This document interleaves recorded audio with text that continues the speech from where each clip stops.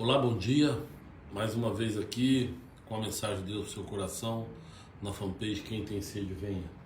Ser nosso convidado toda terça-feira às 8 da manhã a gente tem esse encontro onde eu trago um estudo bíblico e junto com esse estudo bíblico uma palavra de Deus, uma mensagem de fé, uma mensagem edificante para você, né? Aos sábados às 19 horas também nós temos essa mensagem. Mas aí ao vivo na comunidade Cristo Vive, Mananciais, onde a gente faz então culto em Campinas, na cidade de Campinas, e aí depois então na terça-feira a mensagem que foi passada lá, a gente traz aqui em forma de estudo bíblico e graças a Deus tem edificado bastante vidas, né? Muita gente tem dado retorno e eu fico muito feliz com isso. Né? As pessoas que têm assistido, que têm ouvido as mensagens, e quando dá um retorno positivo, isso me alegra demais e incentiva a gente a continuar, né?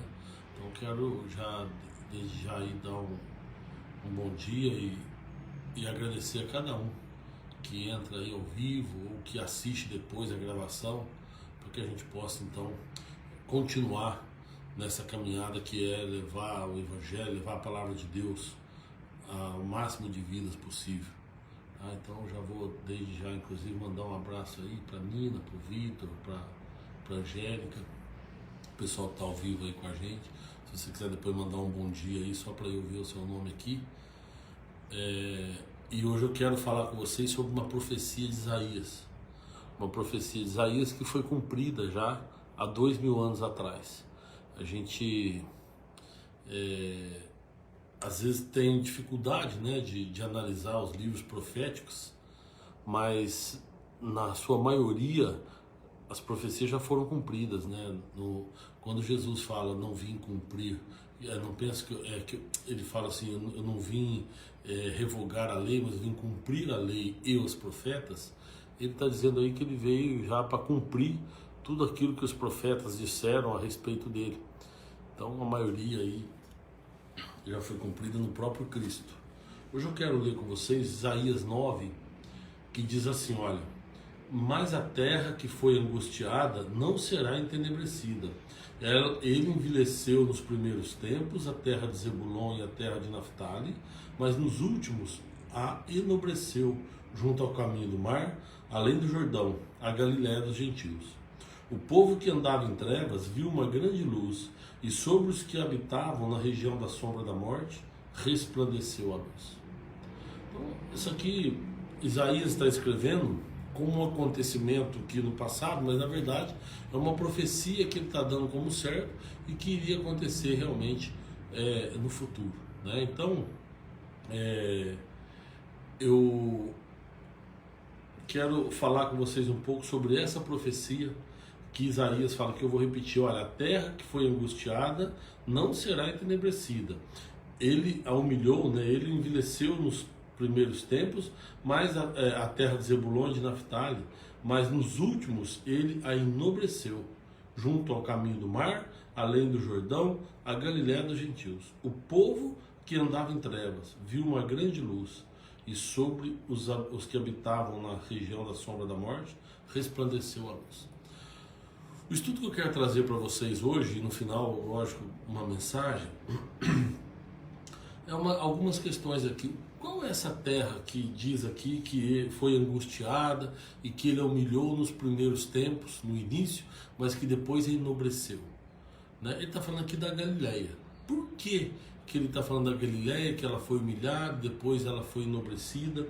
Por que ele fala aqui que ele a chama de Galiléia dos gentios ou Galiléia das nações, dependendo a tradução, da Galiléia das nações, Galiléia dos gentios? O que é os gentios? Os gentios, acho que a maioria já sabe, todo aquele que não era judeu era chamado gentio, né? Então o povo judeu tinha ou era judeu ou eram os gentios, né? Os gentios eram todos os não judeus.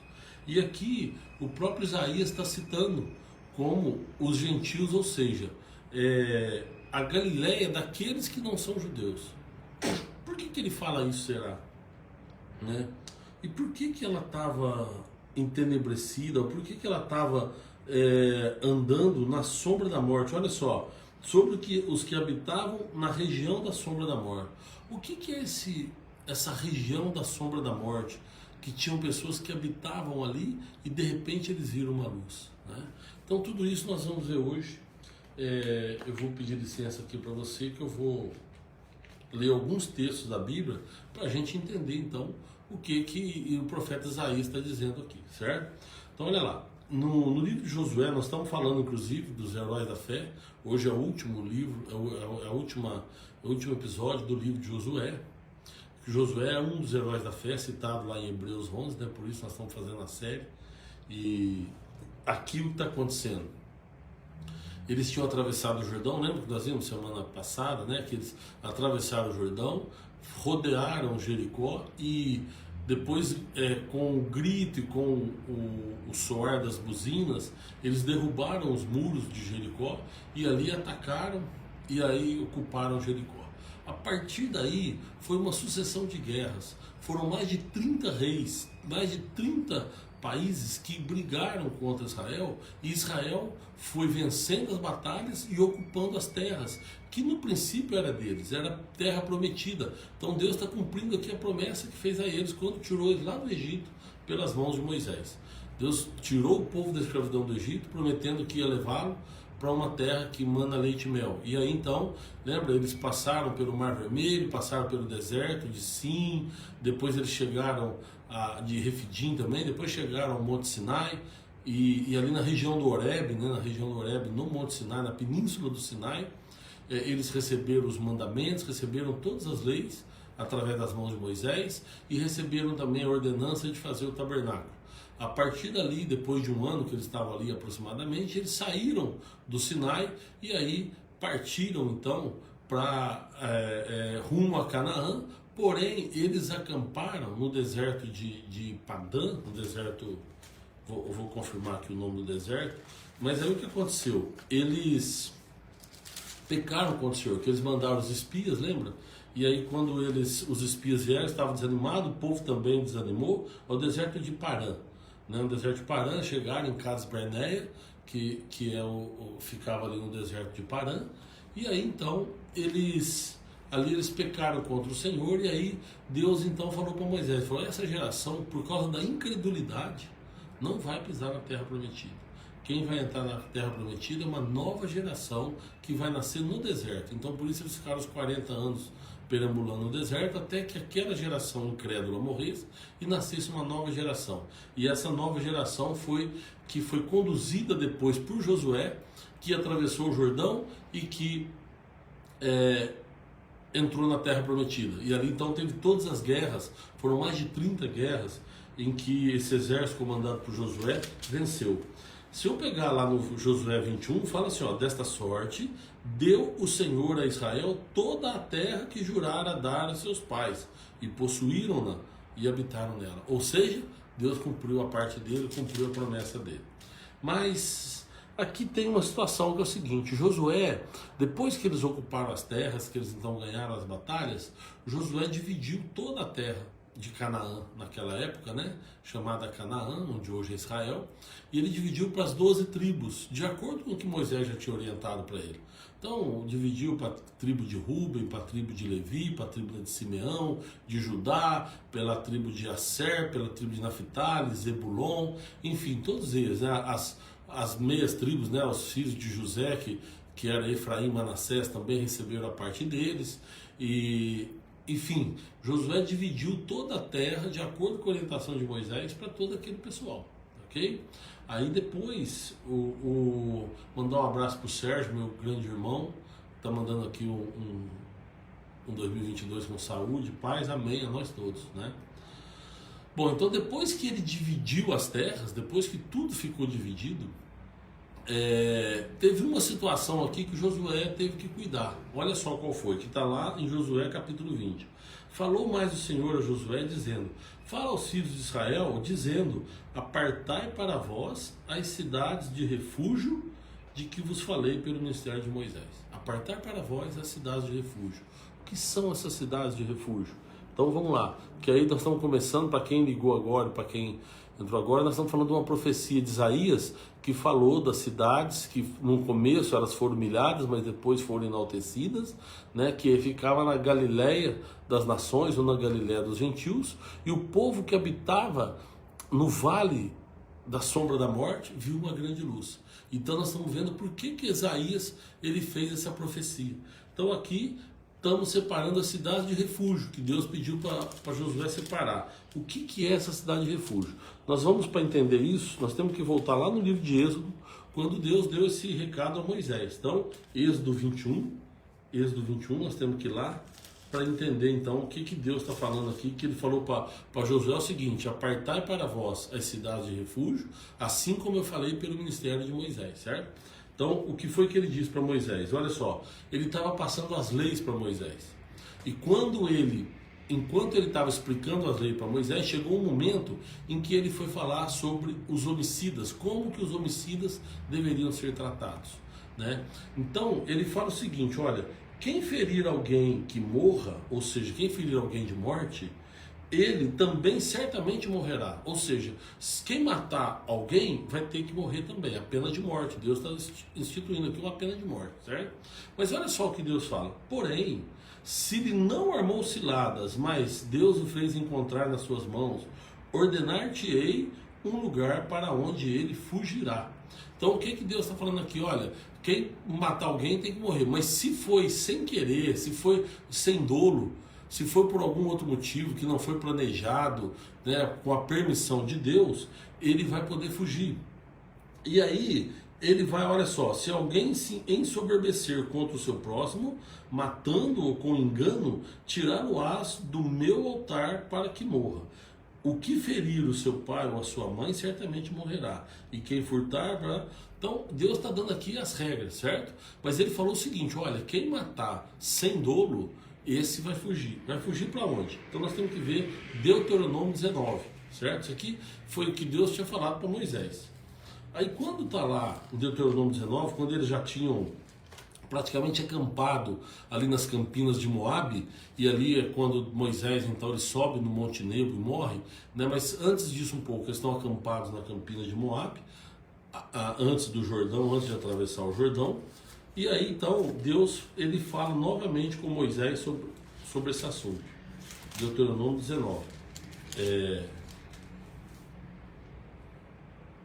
Fala assim o Senhor para Moisés: olha, quando o Senhor teu Deus desraigar as nações, cuja terra te dará o Senhor teu Deus, ou seja, quando vocês entrarem na terra prometida, né, quando a nação de Israel entrar na terra que eu prometi, né, eu vou tirar de lá todas as nações que estão lá para dar para vocês, certo? E quando vocês possuírem e morar nas cidades e nas suas casas, 3 cidades separarás no meio da tua terra, que te dará o Senhor teu Deus para possuíres. Preparar-te-ás o caminho e os termos da terra que fará possuir o Senhor teu Deus, e partirás em 3, e isto será para que todo o homicida se acolha ali.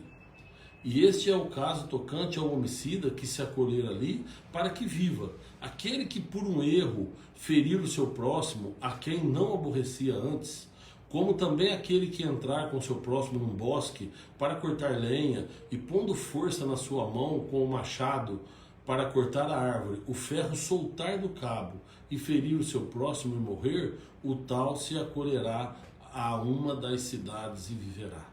Mas para que o vingador do seu sangue não vá após o homicida quando se esquentar o seu coração, e o alcance por ser cumprido o caminho e lhe tire a vida, porque não é culpado de morte, pois não aborrecia antes.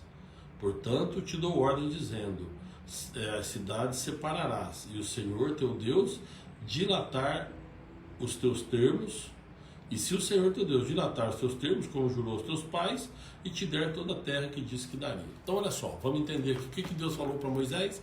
Falou: olha, quando vocês chegarem lá e tomarem posse da terra que eu estou prometendo a vocês, você vai separar as cidades do refúgio. Essas cidades é para que quando alguém matar a outra pessoa sem dolo, né, ou seja, sem planejamento, uma coisa acidental, uma morte que não tem então a culpa necessária, ele vai fugir para essa cidade. Para quê? Para que os vingadores da pessoa que morreu, às vezes um parente pode querer vingar e matar ele também. Então Deus até deu exemplo. Às vezes foi um acidente, às vezes estão trabalhando juntos, cortando lenha, e o machado escapa do cabo e bate no outro. Então não foi uma morte, não foi um homicídio doloso. Então, nesse caso, esse que matou vai fugir para a terra de refúgio, onde ele vai ficar, e ali ele vai permanecer até quando? Aí nós vamos então voltar agora em Josué capítulo 20 para entender o que Deus vai falar para Josué, certo? Então nós entendemos o seguinte, que as cidades de refúgio são cidades que eles deveriam separar para que os homicidas morassem ali. Então agora você consegue entender por que ele fala cidades que ficavam na região da sombra da morte? Porque ali era um clima muito pesado. Aquelas cidades eram cheias de homicidas e até então ninguém sabia se eles eram culpados ou não. O cara se declarava culpado, matava alguém, falava, eu matei sem querer. E ele ia então para essa cidade de refúgio, certo? Agora, olha só o que diz. Então a Bíblia, lá no capítulo 20 de Josué, quando eu estava lendo. Falou mais o Senhor Josué, dizendo, fala aos filhos de Israel, dizendo, apartai para vós as cidades de refúgio, de que vos falei pelo ministério de Moisés, que nós acabamos de ver, né?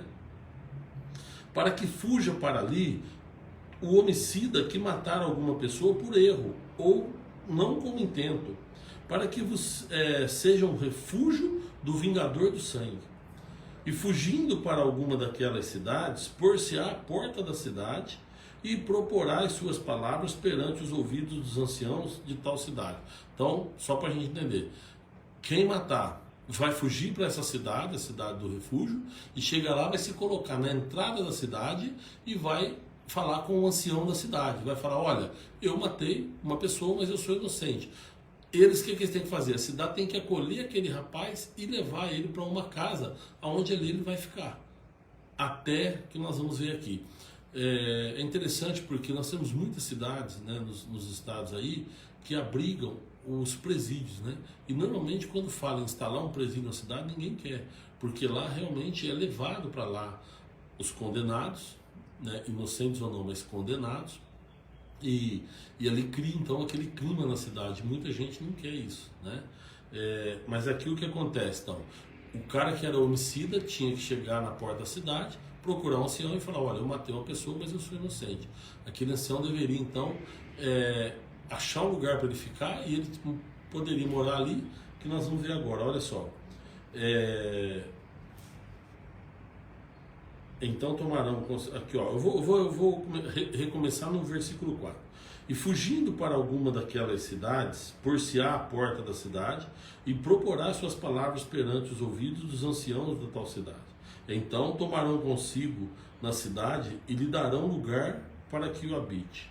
Se o vingador do sangue o seguir, eles não entregarão na sua mão o homicida, porquanto não feriu o seu próximo com intento, ou não aborrecia antes.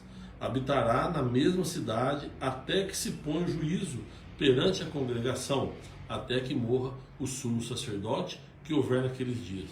Então olha só, ele vai ficar lá até que venha o julgamento, né? E ele vai morar naquela cidade até a morte do sumo sacerdote que tiver naquele tempo ali. Então a gente sabe que de tempos em tempos tinha o sumo sacerdote. Então quando o homicida estava na cidade do refúgio, morria o sumo sacerdote, ele era julgado, e o julgamento era se era inocente, se era culpado. Se ele era culpado, ele ia para a morte. Se ele era inocente, ele era liberto, e aí ninguém poderia tocar nele mais, porque ele era considerado inocente, certo? O homicida voltará e virá à sua cidade e à sua casa, de onde fugiu. Então apartaram Quedes na Galileia, na montanha de Naphtali, e Siquém na montanha de Efraim, e Quiriate Arba, esta é Hebron, na montanha de Judá. Então o que eles fizeram? Eles separaram aqui a cidade de Quedes na Galileia, para que fosse uma cidade de refúgio, para que todo homicida então daquela região que matasse alguém fosse para essa cidade de refúgio, ok? Então aqui também nós temos aqui o entendimento por que existia essa cidade do refúgio e por que eles eram considerados região da sombra da morte, porque era um lugar muito pesado. Ali em Israel, no caminho do mar, existe uma estrada. Você viu que na profecia de Isaías, quando ele fala a cidade junto ao caminho do mar que foi enobrecida, né? Está falando da Galileia, quem sai da Galileia, da região da Galileia, de Cafarnaum ali, pertinho do mar, de Tiberíades, pertinho do mar da Galileia, e sai em direção ao Monte Hermon, lá em Israel, que é no extremo norte de Israel, existe uma estrada que é conhecida como Estrada Caminho do Mar. Como tem lá nos Estados Unidos a Rota 66, como tem aqui no Brasil a Rodovia dos Bandeirantes, né, que são conhecidas, ou a BR-116, que eu acho que talvez seja mais conhecida de quem está fora do estado de São Paulo. Lá tem, em Israel até hoje tem, a estrada que é chamada Caminho do Mar. Então, como é que eu consigo chegar lá no Monte Hermon? Aí o cara fala para você, pega Caminho do Mar. E essa estrada Caminho do Mar é que sai ali da Galileia e vai então até o extremo norte lá de Israel, chegando inclusive até no Líbano, né? Que nós vamos ver aqui inclusive isso aqui. Então esse é o Caminho do Mar e a região da sombra da morte são as cidades de refúgio que foram instaladas ali na Galileia. Agora, por que essa região é chamada Galileia das Nações ou Galileia dos Gentios? Aí nós vamos ver isso, foi graças ao nosso amigo irmão Salomão. Então nós vamos ver lá em 1º livro de Reis, no capítulo 5, o que aconteceu com essa... Por que passou essa região da sombra da morte, a cidade de refúgio, passou a ser conhecida como a Galileia das Nações. Então é importante a gente ver um pouquinho aqui em capítulo 5 do 1º livro de Reis, que fala o seguinte, olha só: enviou Irão, o rei de Tiro, os seus servos a Salomão, porque ouviu dizer que ungiram Salomão rei no lugar de Davi seu pai, porquanto Irão sempre tinha amado Davi. Então Salomão enviou a Irão dizendo: bem sabes tu que meu pai não pôde edificar uma casa no nome do Senhor, seu Deus, por causa da guerra, com que cercaram, até que o Senhor os pôs debaixo das plantas dos seus pés. Porém agora o Senhor meu Deus me tem dado descanso de todos os meus inimigos, de todos os lados. Adversário não há, e nem algum mal eu encontro. Eis que eu intento edificar uma casa ao Senhor, meu Deus, como falou o Senhor a Davi, meu pai, dizendo: o teu filho, que porei em teu lugar, no trono, se dedicará à casa no meu nome. Dá ordem, pois, agora, que do Líbano me cortem cedros, e os servos estarão com os teus servos, e eu darei salário aos teus servos, conforme tudo que disseres, porque bem sabes tu que entre nós ninguém há que saiba cortar madeira como os sidônios. Então, o que aconteceu aqui? Salomão está fazendo um acordo com o rei de Tiro, que onde hoje é o Líbano, Tiro e Sidom, naquela região ali, onde era o Líbano, o rei Irão. Ele mandou uma comitiva até Salomão para falar para Salomão o seguinte: olha, fiquei sabendo que você foi ungido rei no lugar de Davi. Davi aqui tinha morrido e tinha repassado a coroa para Salomão, que era filho dele. E aí então o rei de Tiro, Irão, chegou, mandou a comitiva falando que ele estava muito feliz porque ele amava Davi e tal, e sabia que Salomão tinha sido ungido rei no lugar de Davi. Então, para dar as boas-vindas, para dar os parabéns ali para Salomão. Salomão então falou: olha, aproveitando que vocês estão aqui, eu preciso mandar um recado para o rei. Meu pai queria edificar um templo para o Senhor, mas não foi possível. Eu vou fazer isso. Mas eu quero edificar com a melhor coisas, com o melhor material possível. Então eu preciso dos cedros do Líbano, eu preciso de ouro, eu preciso de pinho, tudo isso que tinha em muita quantidade lá no Líbano, lá em Tiro e Sidom. E aí então ele fez um pedido para o rei, e o rei atendeu o pedido dele. O capítulo 5, não vou ler todo aqui, mas mostra depois o rei atendendo o pedido de Salomão. Então ele manda, e Salomão fala para ele o seguinte: de tudo que você me mandar, eu vou depois te pagar, ok? Então foi isso que aconteceu. O rei de Tiro, que é Irão, começou a mandar então madeira. Como que eles faziam isso? Aí depois você lê o capítulo 5 aí do 1º livro de Reis, que você vai entender direitinho o que eu estou dizendo. Olha só, deixa eu pegar um mapa aqui que eu acho que dá para explicar legal para vocês. O que eles faziam então? Vou colocar o mapa aqui, eu vou pegar esse aqui, ó. Tá vendo aqui, ó? Tiro e Sidom ficava aqui, ó. Então, talvez para a tela de vocês está invertida, né? O mar na verdade ficava do lado de cá, mas aqui é Tiro e Sidom, né? Tiro e Sidom, aonde morava o rei Irão e aonde tinha os cedros, famosos cedros do Líbano, que até Salomão depois escreveu provérbios sobre eles. Eles mandavam o cedro em jangadas pelo mar, até mais ou menos aqui, que era a região de Jerusalém. Aqui eles puxavam por terra até a construção do templo, que todo mundo sabe que o templo foi construído em cima do Monte Moriá, foi um monte que Davi tinha comprado, onde hoje, inclusive, tem um domus dourado, hoje pertence aos muçulmanos, mas naquela região, no Monte Moriá, que fica na região central de Jerusalém, na cidade velha de Jerusalém, ali foi construído o templo de Salomão. Então eles levavam a madeira do Líbano por jangadas, pelo mar, e ali, quando chegava na região de Jerusalém, eles puxavam e terminavam de chegar em terra, né? Bom, o que aconteceu? Salomão falou para o rei Irão, falou, ó, tudo que você mandar, eu vou pagar você. E realmente pagou, com muito dinheiro. E, cara, Salomão mandou muita gente para trabalhar. Pra você ter uma ideia, ele mandou 30 mil homens que eles faziam revezamento, eles por 3 meses. Então, os 30 mil homens trabalhavam um mês e folgava 2. Então, ele mandou 10 mil, os outros 20 folgaram.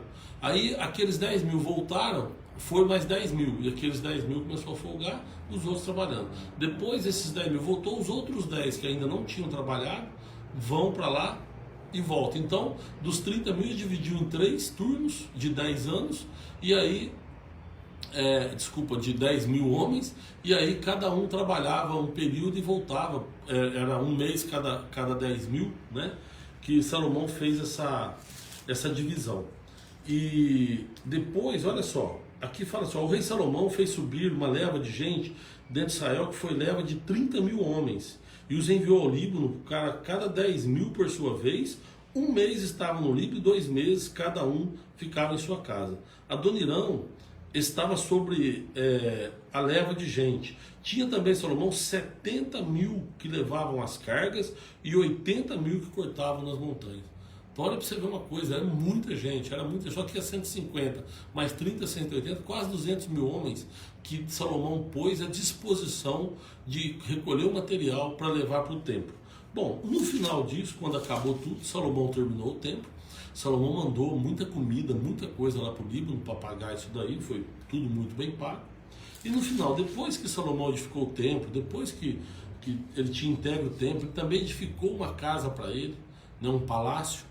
Depois disso, 20 anos depois, ele então manda chamar o rei de Tiro e oferece para o rei uma região que pertencia a Israel, algumas cidades que ele daria de presente para o rei de Tiro, em benefício de tudo aquilo que o rei tinha feito por ele. Apesar de ter recebido pagamento, apesar desses 20 anos, o rei de Tiro ser sustentado por comidas de Israel que Salomão mandava para ele, né? Mas Salomão achou por bem dar um presente ali para o rei de Tiro, para o rei do Líbano. E aí olha só o que diz lá então no capítulo 9, no versículo 10. Sucedeu ao fim de 20 anos que Salomão edificara as 2 casas, a casa do Senhor e a casa do rei, para o que Irão, rei de Tiro, trouxe a Salomão madeira de cedro, madeira de pinho e ouro, segundo tudo o que foi o seu desejo. Então deu o rei Salomão a Irão 20 cidades na terra da Galileia. E saiu Irão de Tiro a ver as cidades que Salomão lhe dera, porém não foram boas aos seus olhos. Pelo que disse, que cidades são essas que me destes, meu irmão? E chamaram essa terra de Cabul até hoje. Então olha só,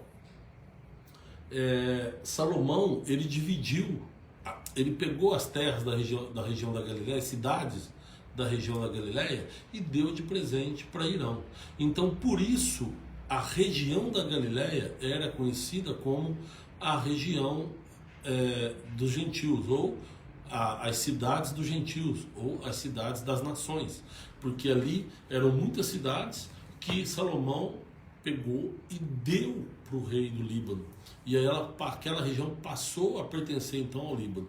Se você lembrar, quando Jesus vai expulsar um demônio de um homem que estava em Decápolis não era uma cidade judia e ficava na região da Galileia.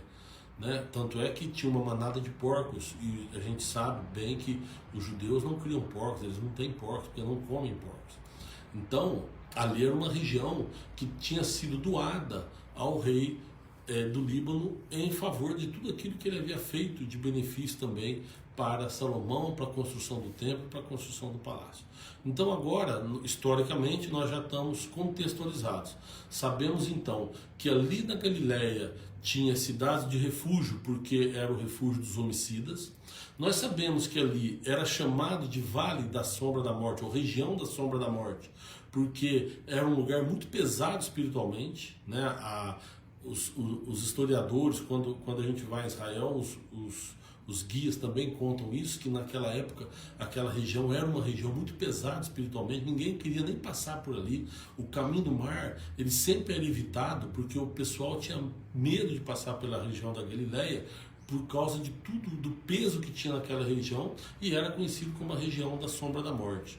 E era conhecido como a Galileia das Nações, porque Salomão pegou aquela região e doou para o rei do Líbano naquela época, em troca do ouro, em troca dos cedros que ele havia mandado para a construção do templo e do palácio, certo?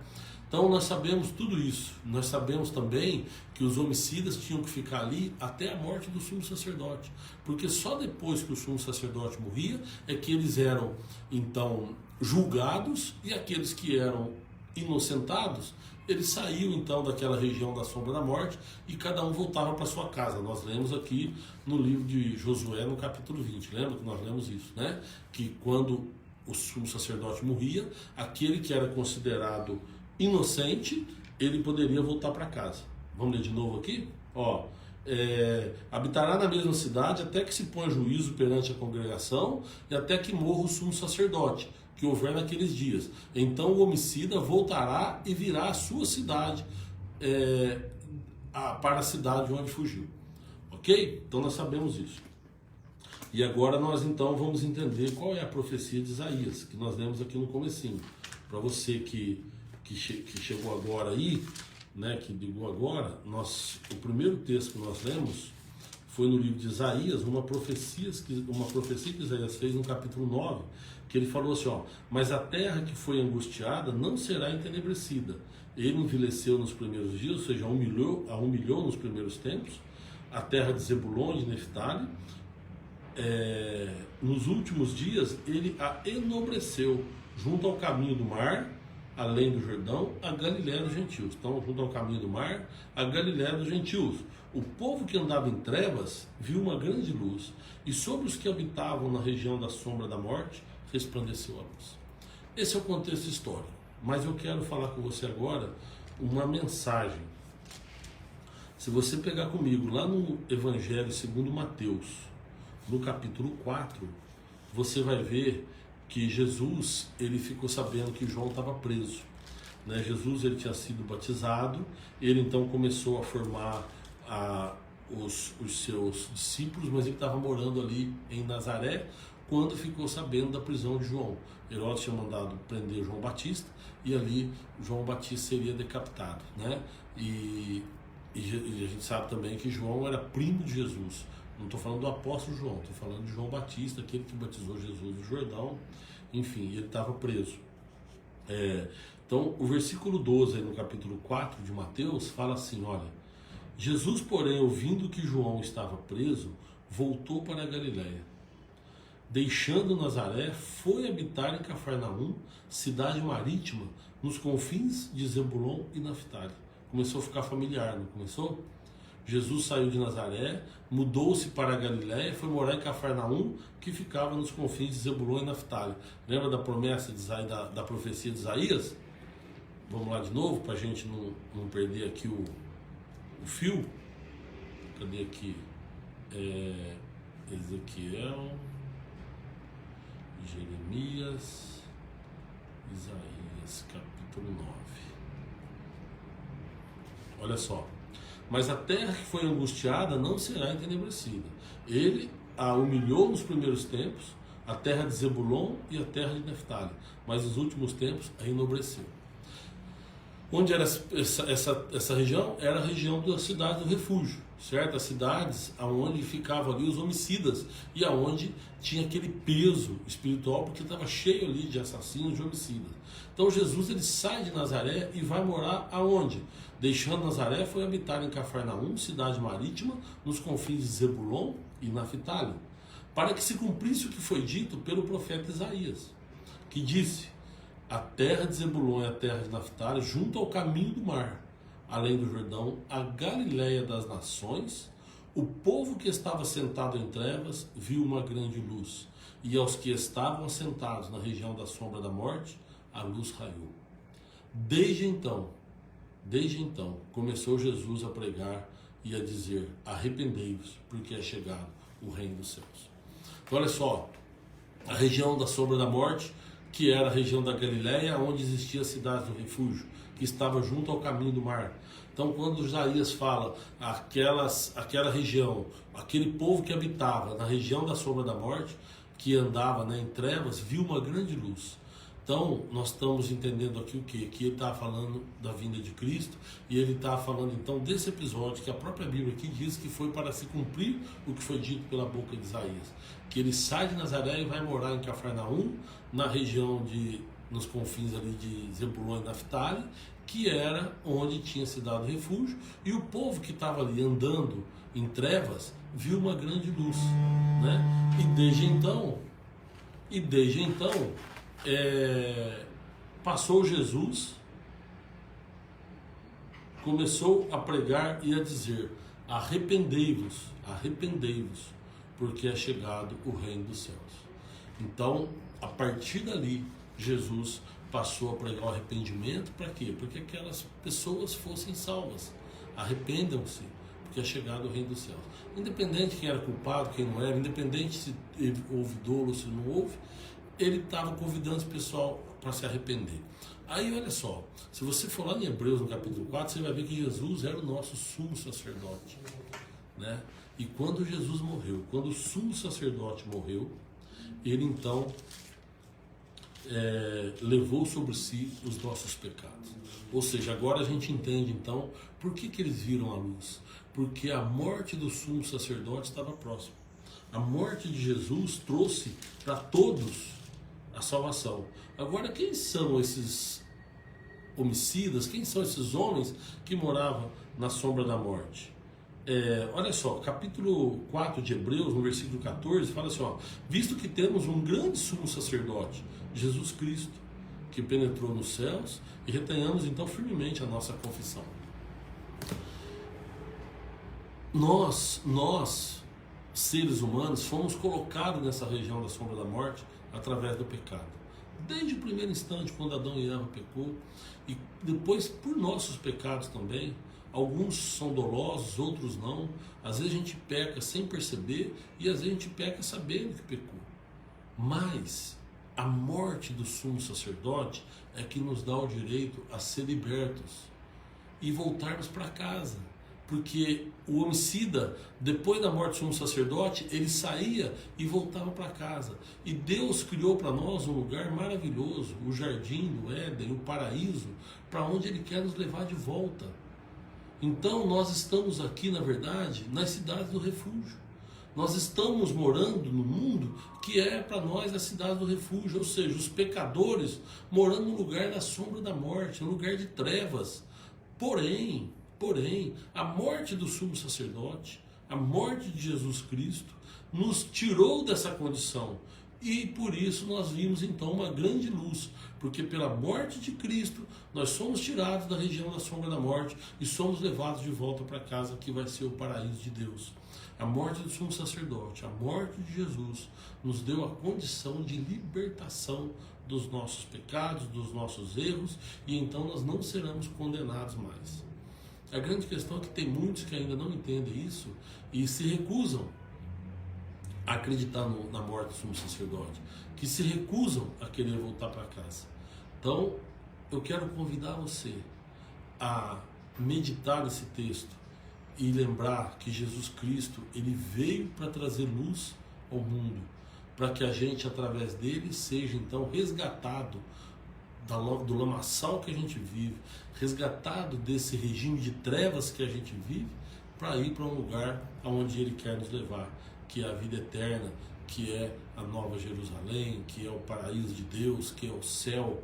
Não sei, sabe? Cada um fala porque nós vamos, a Bíblia fala tudo isso, né? A Bíblia fala que o homem foi tirado do paraíso, mas depois em Apocalipse fala que ao que vencer, ele vai dar direito de novo de comer da árvore da vida.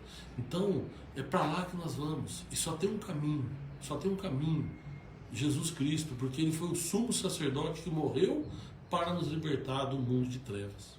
Amém? Que essa mensagem fique então no seu coração para a sua meditação. Vamos orar? Senhor, eu quero te agradecer mais uma vez pela oportunidade que o Senhor nos deu de aprendermos um pouco mais sobre o Senhor. Quero pedir a Deus sobre a vida dos meus irmãos, sobre a minha vida, a Tua graça e a Tua misericórdia, Pai. Que o Senhor estenda as Tuas mãos poderosas sobre nós, Pai. Nos proteja, nos guarde, nos livra, Pai, do mal e nos ensina, Deus, o caminho da salvação. Assim como Jesus veio e pregou o arrependimento, que a gente então possa entender esta pregação de Cristo. Porque quando Ele apareceu para trazer luz ao mundo, Ele disse: arrependei-vos, porque está próximo o reino dos céus. E Ele falava ali, é lógico, da sua morte, que a morte do sumo sacerdote traria para nós o direito de entrarmos no reino sem pecado, sem mácula, livre, Pai, de todos os nossos erros, porque um dia nós somos pecadores, um dia nós andamos na sombra da morte, no vale da sombra da morte, ou nas cidades na região da sombra da morte, mas o Senhor vai nos resgatar como pessoas sem pecado, sem culpa, e vai nos levar de volta ao céu, lugar onde o Senhor preparou para nós. Então, Deus, nós te agradecemos por isso, bendizemos o Teu nome e te glorificamos em nome de Jesus. Amém. Amados, obrigado, viu, todos vocês, que Deus abençoe poderosamente cada um de vocês. Mandar um abraço aqui para Nina, para o Vitor, para a Angélica, para a Márcia, para o Darley. Aí na figura da Darley, quero lembrar ali de todo mundo, da Margarete, do Luiz, do Rogério, quem mais? A Margarete já falei. Todo mundo que me acompanha lá, juntamente com o Darley, que Deus abençoe todos vocês, tá bom? A Eliane, o Carlos, meu irmão Carlos, a Rosângela, que Deus abençoe vocês também, Edith, a Sônia, Kim, a Regina, o Vanderlei, a Lília, a Beth, a Elizabeth, a Sônia, a Aparecida, a Clotilde, o João de Jesus, escreveu aqui: o Pai do Senhor pediu oração. Vamos orar sim, viu, João? Deus vai te abençoar, viu, amado? Deus vai te abençoar. A Aparecida pediu para orar pela família dela, o Eduardo, o evangelista Alex, que Deus te abençoe também, que escreveu aqui paz. Todo mundo aqui, o Sérgio, meu irmão, que eu já falei dele durante a transmissão, a Lúcia Leite, lá de Sorocaba, a Beth, quem mais? A Lúcia mandou um paz aí para todo mundo, bom dia para todos os irmãos. Quem mais? A Kátia, que escreveu também Graça e Paz, o Igor, a Juliana, a Silvinha, a Zane, a Adriana Galvão, a Mari, o Rogério, o pastor Wagner Venâncio, o Humberto, o pastor Wagner, que é da comunidade Cristo Vivo, que é da qual eu pertenço. Ele é o nosso pastor presidente. A Helena, que Deus abençoe também, o Cícero, a Marilene, a Cileia Freitas, o Wesley, Jomara, nossa, vou passar um pouquinho aqui, tem muita gente, graças a Deus, que Deus abençoe cada um de vocês, né? A Cleo, a Tan, a Luciana, a Aleninha, a Mari, né? A Luclécia, a Cida, a pastora Suzana, que recebeu Graça e Paz também, pastor, que Deus abençoe, a Tamires, Ana Clédia, todo mundo, bastante gente, graças a Deus, né? Deus abençoe cada um de vocês, que Deus possa nos dar sempre a paz, nos dar sempre sabedoria para lidarmos com a situação. Que Deus então nos abençoe, nos guarde e continue nos mostrando o caminho da salvação através de Cristo Jesus. E até terça-feira que vem eu vou tentar fazer, terça-feira que vem eu não estarei aqui, eu vou estar em viagem, talvez eu não consiga fazer, tá bom? Mas aí se eu conseguir, vai entrar ao vivo aí, mas eu não tenho certeza se terça-feira eu vou conseguir fazer. Se não conseguir, a próxima terça eu estarei aqui, se Deus quiser. Deus abençoe, viu?